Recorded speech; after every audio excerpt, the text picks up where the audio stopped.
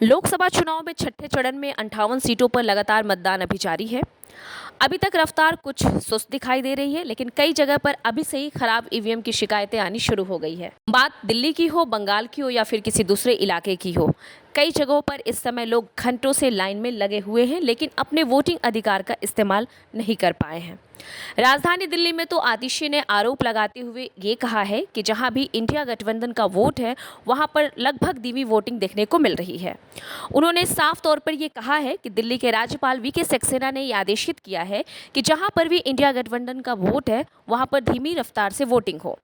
इसी तरह से चांदनी चौक इलाके में भी खराब ईवीएम की खबर सामने आई है। कुछ और जगहों पर दिल्ली में भी इस समय लोग नाराज दिख रहे हैं, क्योंकि अब तक वो लोग अपने वोट को कास्ट नहीं कर पाए हैं। इसी तरह अगर पूर्वोत्तर के राज्य ओडिशा में भी देखा जाए तो छठे चरण में वहां भी वोटिंग जारी है, लेकिन यहां भी इस समय खराब ईवीएम की बातें सामने आ रही हैं। खुद पूरी तरीके से बीजेपी उम्मीदवार संबित पात्रा ने यह बताया है कि पुरी में काफी देर तक एक बूथ पर ईवीएम खराब पड़ी है। लोग बिना वोट किए हुए वापस जा चुके हैं। ऐसे में उनकी तरफ से चुनाव आयोग से इस बात की मांग भी की गई है कि जितनी देर ईवीएम खराब हो, उतना ही समय वोटिंग का बढ़ाना चाहिए। जम्मू कश्मीर की अगर बात की जाए तो लेकिन यहाँ से प्रत्याशी महबूबा मुफ्ती भी खफा चल रही है। उन्होंने दो टूक कहा है कि बड़े स्तर पर छेड़खानी की जा रही है, ईवीएम के साथ सेटिंग हुई है। उन्होंने यहाँ तक आरोप लगा दिया है यहाँ धांधली को दोहराने की साजिश हो रही है।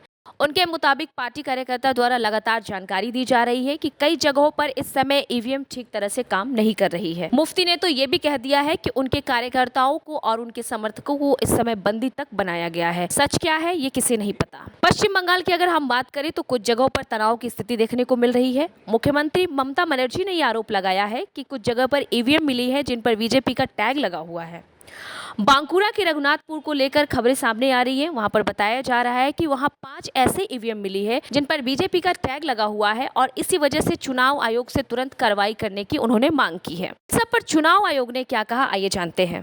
चुनाव आयोग ने खराब ईवीएम की समस्या को लेकर ये बताया है कि वे हर मामले की लगातार जांच कर रहे हैं।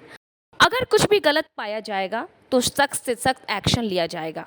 जानकारी के लिए आपको बता दें कि इस फेज में कुल 58 सीटों पर वोटिंग हो रही है।